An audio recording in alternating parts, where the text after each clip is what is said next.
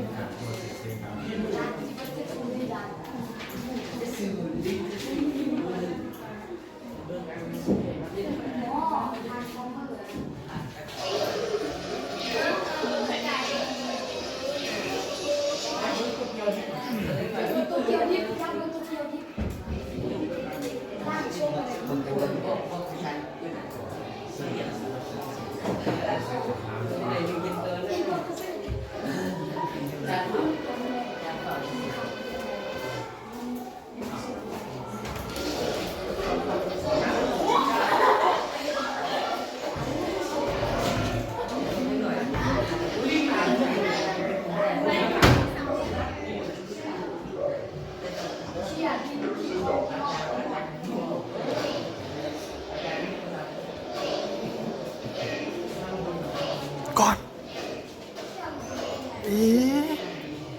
คิดว่าตัวเองรอนะฮะ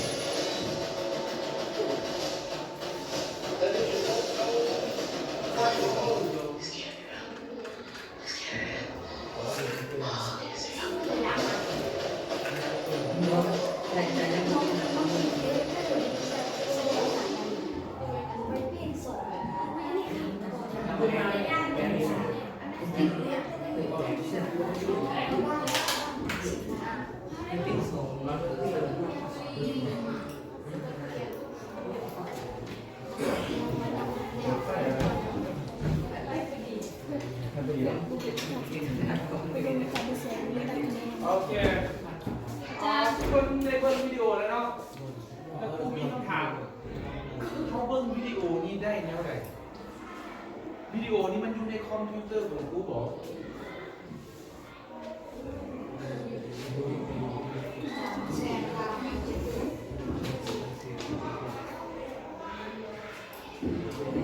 เขาเบิ้งวิดีโอนี้ได้แนวไหนเป็นคนเคยเบิ้งวิดีโอแบบนี้บอกได้บอกเขาเคยเขาเบิ้งมันได้แนวไหนลักษณะไหน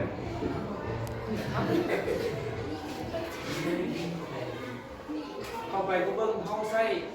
เบิ้งผ่านโทรศัพท์ในโทรศัพท์มันมีแอปสื่อ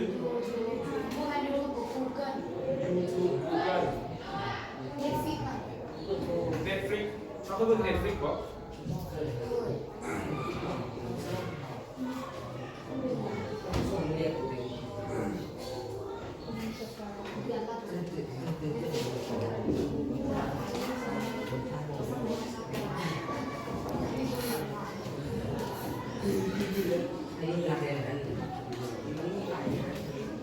แล้วเว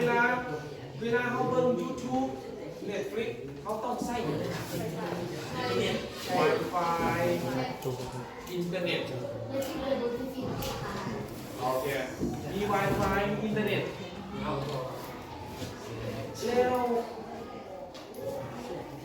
บัวว่าอินเทอร์เน็ตแม่งเนี่ยอินเทอร์เน็ตแม่งเนี่ย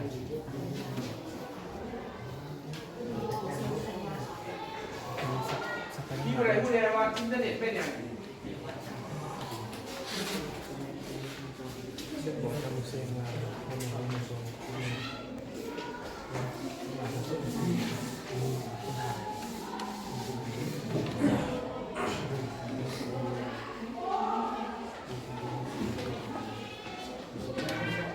เขามีท่ง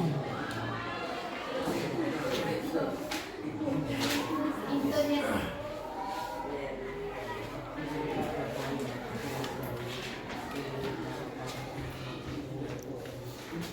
ินเทอร์เน็ตเป็นอย่าง ไม่ ต่อจะมาเสียง ติดต่อเขาจะ อินเทอร์เน็ตเป็นอย่าง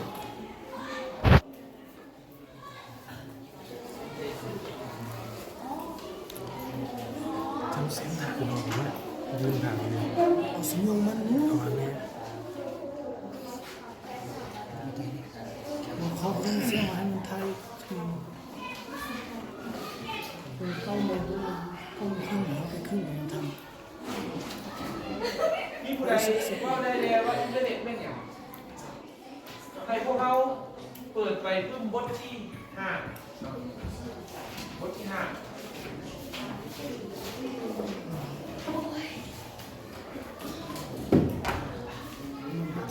ขึ้นนักเรียนมันก็ต้องขึ้นนักเรียนปัทยมใช่ไหม บทที่5แล้ว กีฬาแห่งใหญ่กว่าอีกหมดเลย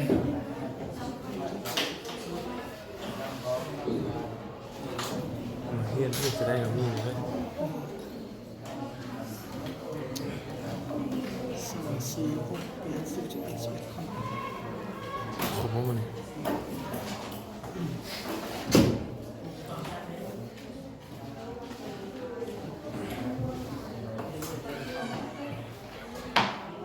มันถ่ายอะไรได้ เขาอยู่ทุก เสร็จแล้ว สมองมันใช่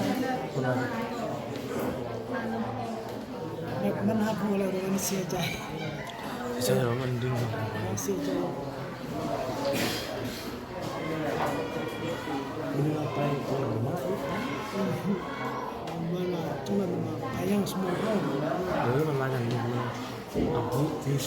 มีสมองเราคือมาขึ้นมาบ้านกันมันบริเวณไหนผมว่ามันฮะ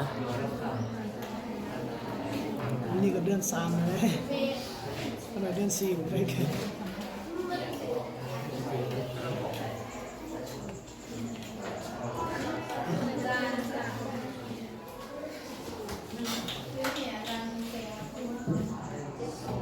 แค่ครบจานเลย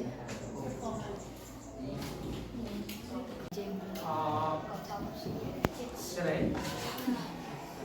อ่านอะไรหรอบอก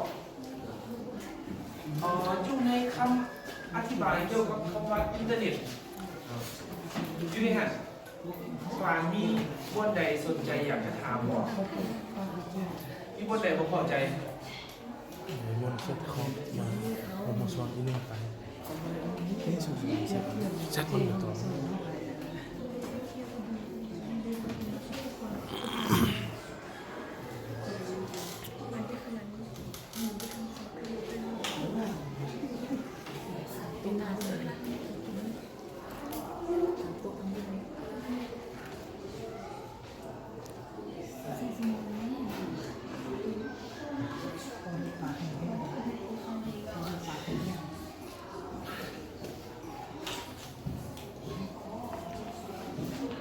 ตื่นใจจังบ่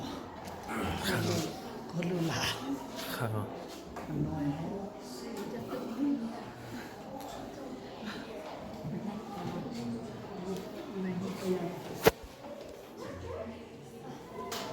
ชอบประจักษ์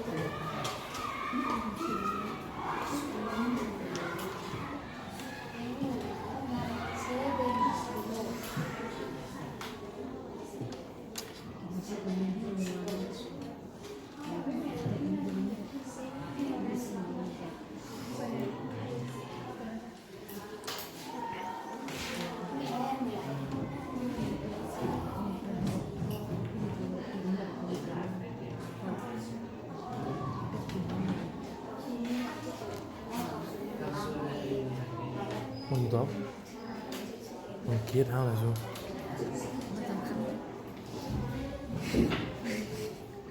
มีคำถามเหรอ จอยาสังพันธ์ ถ้าพวกนี้แล้วผู้จะถาม ไม่มีแล้วไปขอไม้ เขาบอกว่ามันเมียนเครือข่ายขนาดใหญ่ มันใหญ่สักไหนใหญ่ที่สุดในโลกใหญ่ซ้ำตัวสร้างเหรอใหญ่กว่าตัวสร้างใหญ่ซ้ำประเทศลาวเหรอมันควบคุมทั่วโลกมันควบคุมทั่วโลกสมมุติหน่วยโลกเขาสร้างกับปั้นอาจารย์ร่วมกันอินเทอร์เน็ตจะเป็นเท่าไหร่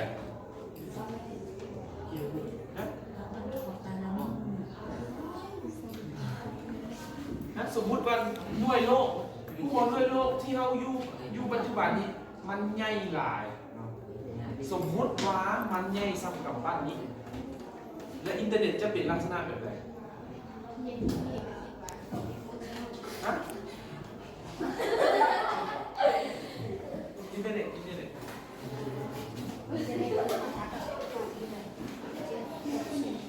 แต่ละคนเห็นรูปที่อยู่ทางรูปลงชัดลงมาบ่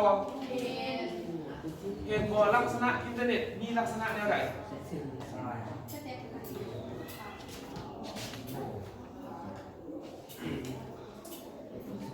เห็นบ่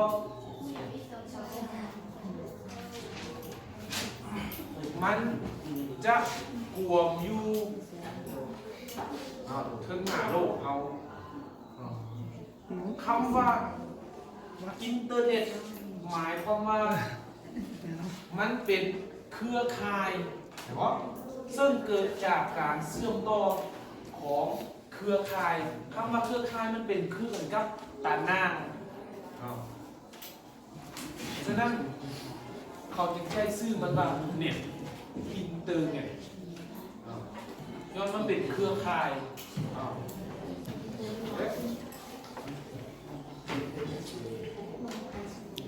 แล้วมันเสื่อม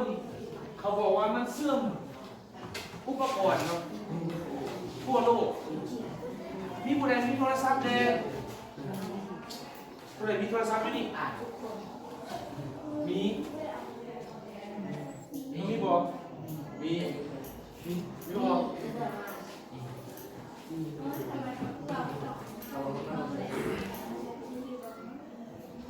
เอามีมาแล้วทุกคนมีโทรศัพท์เนาะเคยได้ยินโทรศัพท์ผู้มองว่าโทรศัพท์เขามันสามารถเชื่อมต่อกับอินเทอร์เน็ต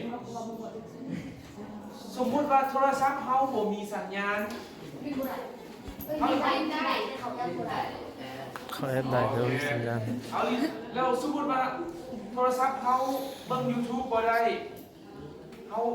หรือว่ามันบ่มีสัญญาณอินเทอร์เน็ตเขายังอยากจะเอามันมาของเขาตลอดบ่ผู้มองว่าโทรศัพท์เขานะเหตุผลที่เขาอยากจะใช้มันมีส่วนมาจากอินเทอร์เน็ตนี่มันอยู่วันนะแล้ว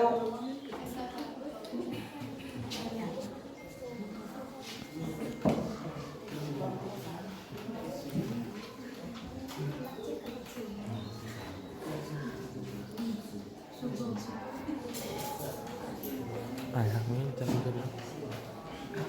อันนี้เนี่ยพี่สู้มือสู้ สามารถเฮ็ดอย่างได้เลยเฮ็ดได้มีอย่างเดียวลองเข้ามาเบิ่งเสีย Wi-Fi เมนเสียอินเทอร์เน็ตนะบลูทูธแอปต่างๆแอปอันที่ว่าต่างๆมีแอปอย่างไร ว่าแล้ว ว่าแล้ว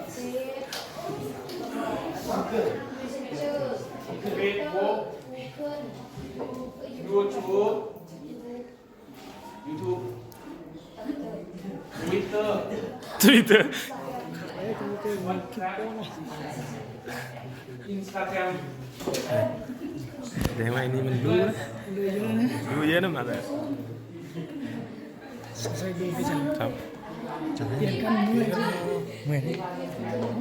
ที่มีค่าทางกรอบเนี่ยเสีย เมสเซนเจอร์มีไฟล์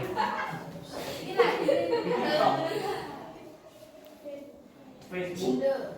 เฟซบุ๊กมูเอาเลยเมื่อกี้น้ำใครรู้อ๋อถ้าสมมติว่าโทรศัพท์เขานี่นะบ่มีอินเทอร์เน็ตถ่ายรูปได้บ่ได้แสดงว่าถ่ายรูปอาจจะบ่ใช้อินเทอร์เน็ต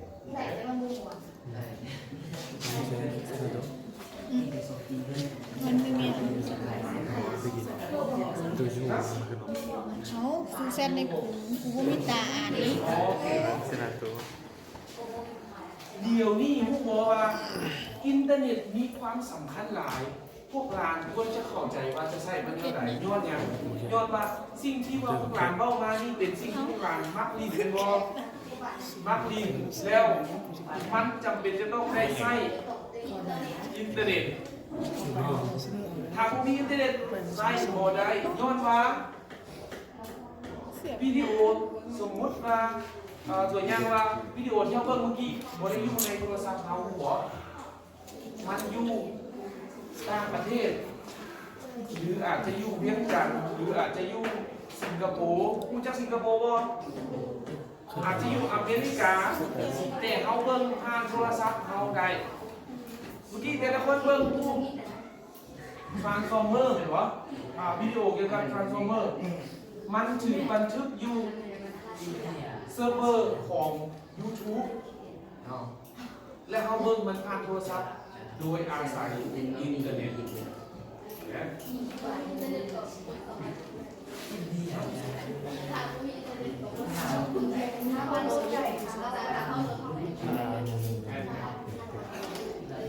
ไปแล้วถามว่าเขาบันทึกวิดีโอนั้นใส่โทรศัพท์เขาจะสามารถบันทึกได้เวลาโมมีอินเทอร์เน็ตแล้ววันนี้อันนี้เป็นสิ่งที่เขาเขียนอันนี้เป็นสิ่งที่เขาเขียนเดี๋ยวนี้ครูอยากให้แต่ละคนลองเขียนคำเล่าตัวเองเบิ่งว่าอินเทอร์เน็ตที่มันเน้นอย่างโดยที่ว่าบอยเขียนให้ใกล้ปึ๊บนี่ให้เขียนลองเขียนแต่ละคนเขียน1 แถวว่าอินเทอร์เน็ตมีความเข้าใจของเขาอินเทอร์เน็ตที่มันเน้น ถ้าวิดีโอมันตึงเลยพอมันลงแต่เฟี้ยนเองยาว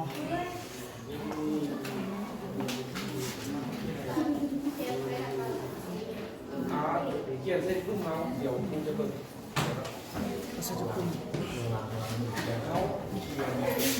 ความเข้าใจของเขาว่าอินเทอร์เน็ตนี่มันเน้น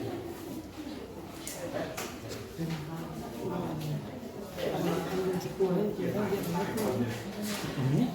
ไม่มีแคปว่าไม่มีแคปว่ามันก็เป็นอันประวัติก่อนประวัติกันตัวนี้ต้องเป็นคนเราเนี่ย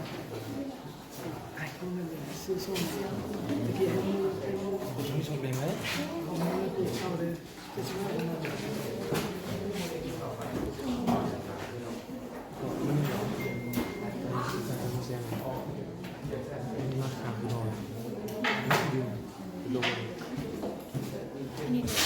หนาคนเดียวซื้อ มินกิมาลาสิบปี เดี๋ยวว่าได้เห็นขี่มาเลย เขียนขนาด นี่มันซื้อข้างบนนี้ เห็นเลยมันเป็นวันพีเลย วันนี้หลาย วันสิ่งสิ่ง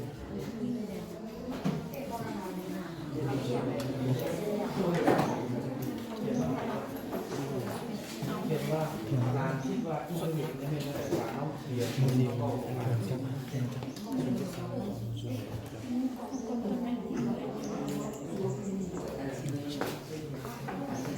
งานเลย มันเป็นสิ่งที่ก่อนที่สมมติได้สมมติได้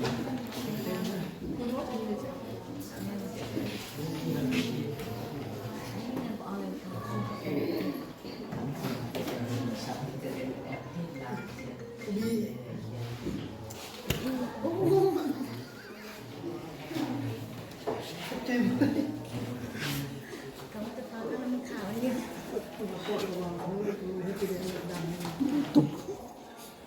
เบาให้เบา มันมีว่านาดังเลยมือตัวตรงนี้จุดกับเสือกรรม แต่ถ้าแต่ถ้าเขาว่าดังเนี่ยที่ชอบเย็น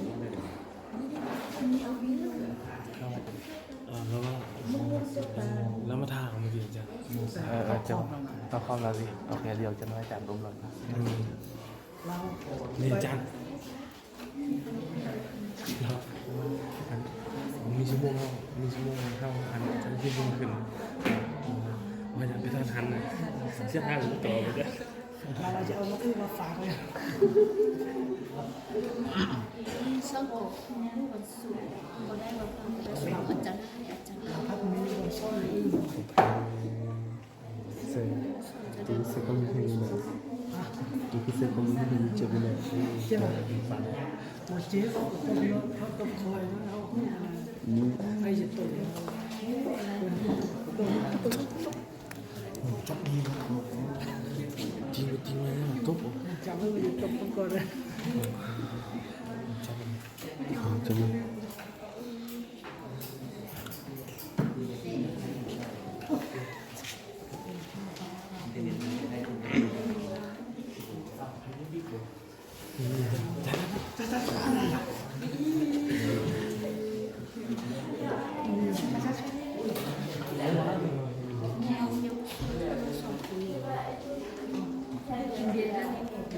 tâm tình sắc nhà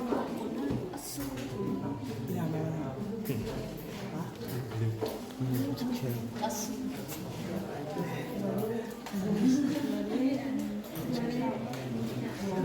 chắc còn nè sao bây giờ mình sẽ biết là sẽ làm gì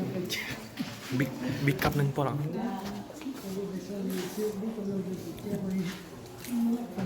không ai coi cái này là con gò đấy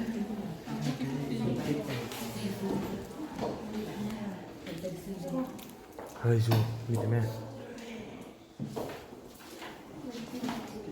đây tân xem mi ở trái hải nó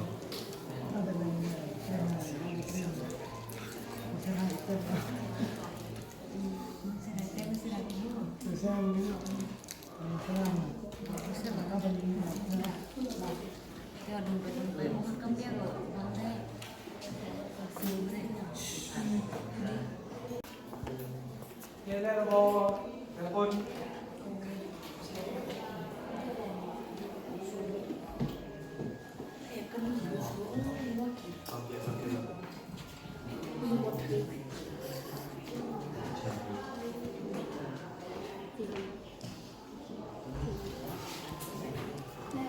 mưa tài không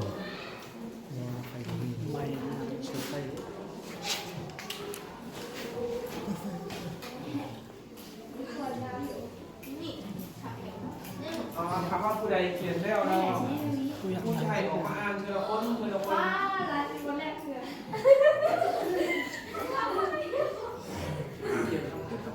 แต่ในรักเขียนอีก แต่สิเห็นซ่อนกับใครว่าอะไรนี่ ก็มีซีซั่น แต่สิเห็นซ่อนกับใครเรียนฟังเลย มีส่วนรวมเลยให้ไม่มีส่วนรวม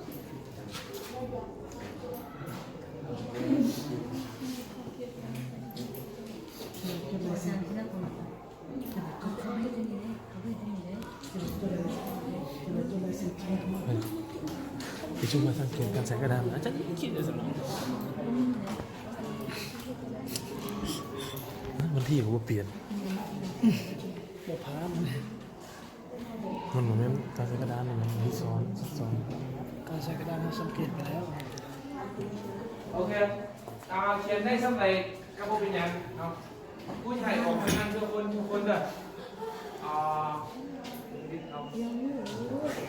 าพวกเป็นหยังได้สำเร็จออกมาว่าคนนั้นก่อน ได้ใส่บาตรได้ มาเอานี่ยังเต็มไปชุดเดียวกัน ถ้าว่าเขาโอ้ ที่กายในลายไว้ เดี๋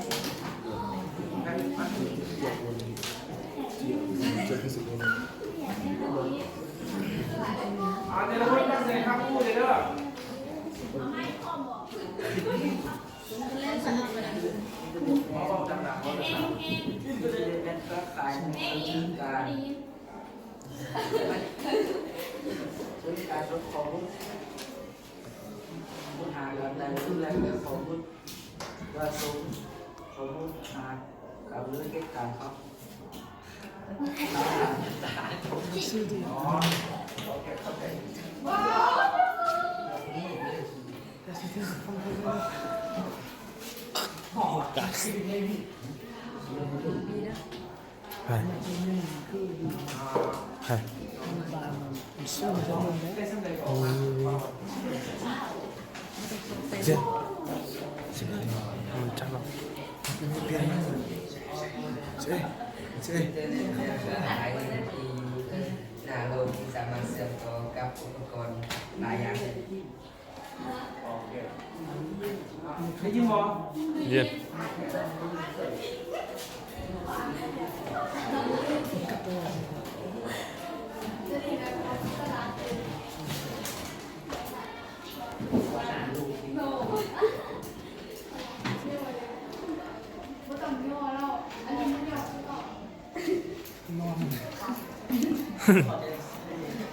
สองอันนั่งได้กันเนาะซุ่มด้วยเนาะ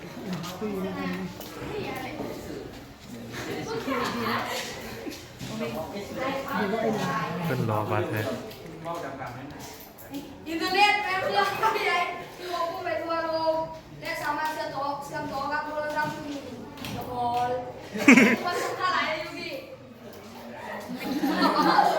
เอาหัวไปไว้เองนะลูกลา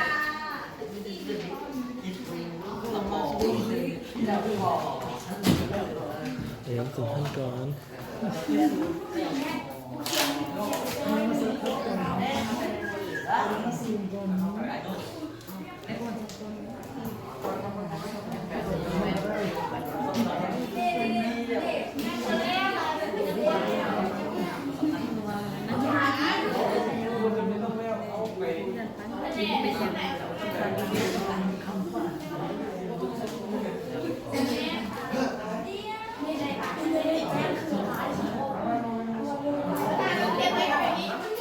มันจากโลบาง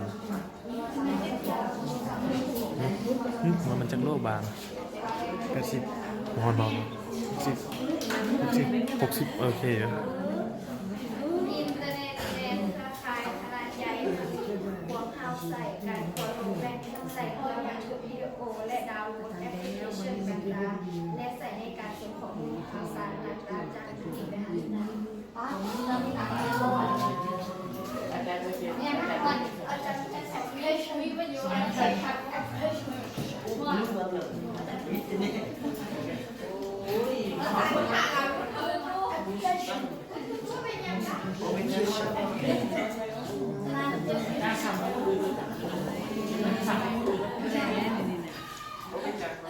นเทอร์เน็ตเป็นเครือข่ายหนึ่งมีความสำคัญหลายมีบอกให้เราว่าเพราะว่าสิ่งที่ไม่บางคนก็อาศัยเตียงแล้วก็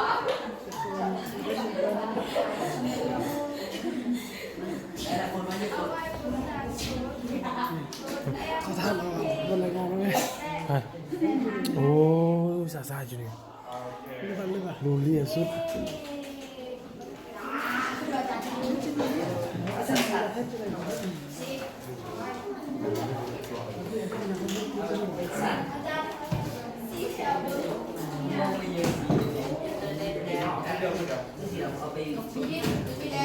ก็ปีก็เข้าไปวางว่า อินเทอร์เน็ตเป็นการจ่ายเงินที่สามารถกระจายสัญญาณไปทั่วโลก มาซูมก่อนแล้ว ได้เปรียบ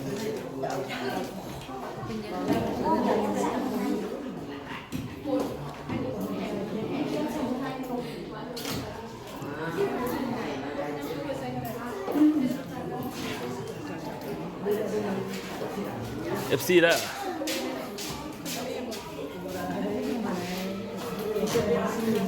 ดูเอี่ยวไปต้องซื้อ อินเทอร์เน็ตเป็นเครือข่ายสัญญาณมีคนเอาใส่ดินเราหากันในสมอง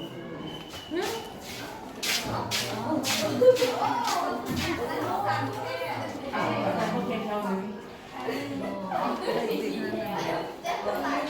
มากมาก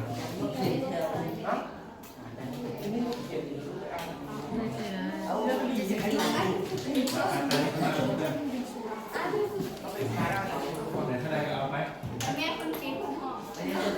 พี่นึกถึงเพื่อน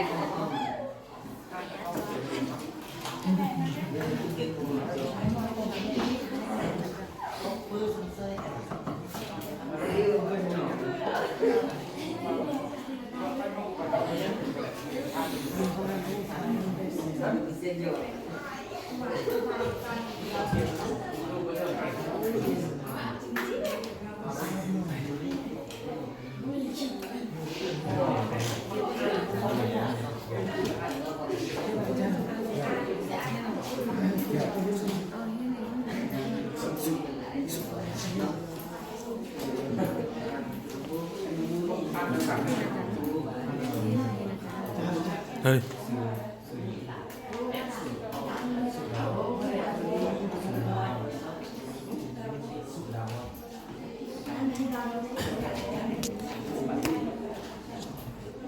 หอนเปลี่ยนเด็ก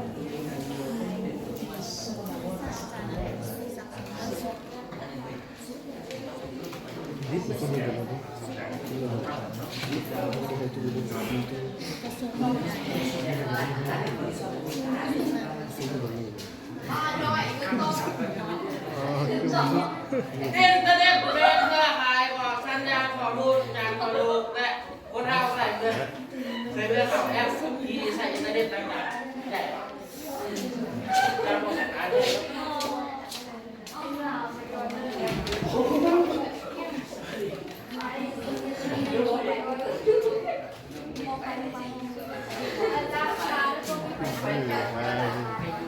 ไม่ต้องยื้อมากต่างยื้อ อ๋อครับด้วยเขาเนี่ย มีความจำเป็นหลายของการรับรู้ที่เป็นแบบที่เชื่อเนี่ยเข้าองค์ก็สามารถเก็บได้ไม่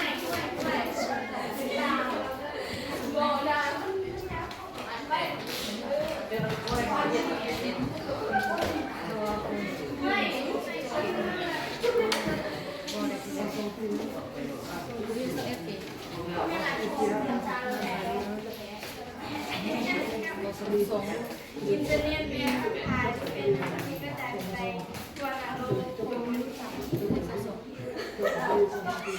นจะขายไปกันเลยขนาดเขาไปดูของฉันเขาทำ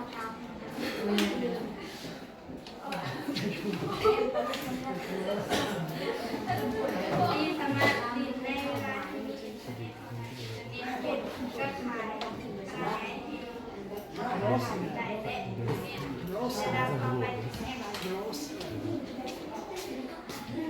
นี่ดับมัน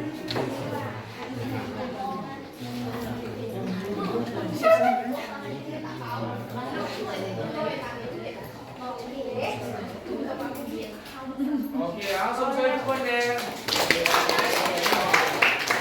อันนี้จะจากฟังแล้ว นี่ยังอะไรเราต่อสู้คณะเนาะ คนเดียวครับอันนี้ก่อนเนาะเดี๋ยวนี้แต่ละคนเบ้ามาเนาะแต่ละคนเบ้าความเข้าใจของแต่ละคนมาแล้วเราเอามาสรุปน้ำกันเนาะเอามาสรุปน้ำกันว่าอินเทอร์เน็ตมันแม่นนะวันนี้นะแต่ละคนเห็นในปึ้มเขาเขียนเนาะแล้วก็เห็นทั้งหู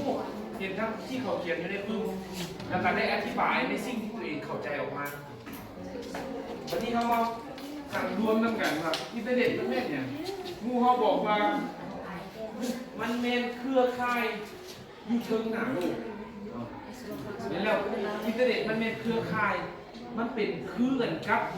อยู่หมองใต้ดิน คำว่าเน็ตภาษาอังกฤษแปลว่าตาข่ายตานั่งที่เขาใส่จับปากเขาเอิ้นมามองนะกับเมนคือกันกับเน็ตคือกันเขาเอิ้นว่าเน็ตคือกันเป็นลักษณะแบบนั้นเมื่อมีอุปกรณ์เชื่อมโจทย์กันหลายซ้ำใดมันแม้งมีตาข่ายหลายจุดเท่านั้นแล้วมันส่งข้อมูลเขาส่งข้อมูลแต่ละคนเคยส่งข้อมูลถ่ายรูปแล้วส่งในผู้เบิร์บอ เคยใช้WhatsApp บ่เห็นแล้วถ้าบ่มีอินเทอร์เน็ตก็ส่งบ่ได้อันที่เขาส่งรูปเขาไปให้หมู่หรือว่าส่งตัวหนังสือไปหาหมู่ส่งเสียงไปหาหมู่นั่นเขาเอิ้นว่ามันเป็นข้อมูลมันเป็นข้อมูลเขาส่งหาคนอื่นแล้วจะส่งข้อมูลได้กับผ่านเครือข่ายอินเทอร์เน็ตผ่านเครือข่ายอินเทอร์เน็ตแล้วโทรศัพท์เนาะโทรศัพท์ที่เขาใช้นี่นะก็เป็นอุปกรณ์ชนิดหนึ่งที่สามารถเชื่อมอินเทอร์เน็ตได้อย่างที่เขาจะหมู่เขาบอกว่าบ่สามารถเบิ่งเห็นได้เนาะแล้วเขาจะรับรู้อินเทอร์เน็ตได้ผ่านอุปกรณ์เช่นโทรศัพท์คอมพิวเตอร์เนี่ยแล้วเอาพูดทั้งงานสองคนเบอร์นี้เด้อแล้วปัจจุบันนี้นะอินเทอร์เน็ตมันมีความจำเป็นสมมุติหลานอยากไปซอกหาหมู่หลานอยู่เฮือนไปหรอย่างไปเฮือนซอกเราเห็นแม่เราบอกว่าเราไปตลาดหลานย่างไปตลาดไปซอกเขาบอกว่าเรามาเมื่อกี้เราไปใช้ห้องแล้วฉะนั้นเขาจะเซตหาอยู่ใช้ส่งโลเคชั่นให้แดงเห็นบ่ไปหากันสะดวกมันจำเป็นหลักสมมติเขาอยากเบิ่งวิดีโอความจำวิดีโอนี่มันหลายเนาะถ้าเขาจะโหลดมาไว้เมื่อกี้ลุงเขาบอกว่าโหลดมาไว้โทรศัพท์เขาเต็มแน่นคันเขาอยากโหลดไว้เขาก็ต้องเบิ่งผ่านอินเทอร์เน็ตผ่านเครือข่ายอินเทอร์เน็ตมันจะบอกกินความจำโทรศัพท์เขาแล้วก็เขาสามารถโทรลงกันได้แบบวิดีโอแบบใส่เสียงเนาะหรือว่าส่งรูปภาพเสียงภาษาให้ใครมันสะดวกแต่ว่าสัญญาณอินเทอร์เน็ตอยู่บ้านงานไว้อยู่โรงเรียนทราบตรงนี้ไหมบอกมันบอกมันยังควบคุมในระดับความแรงที่แตกต่างกันแล้วพวกเรา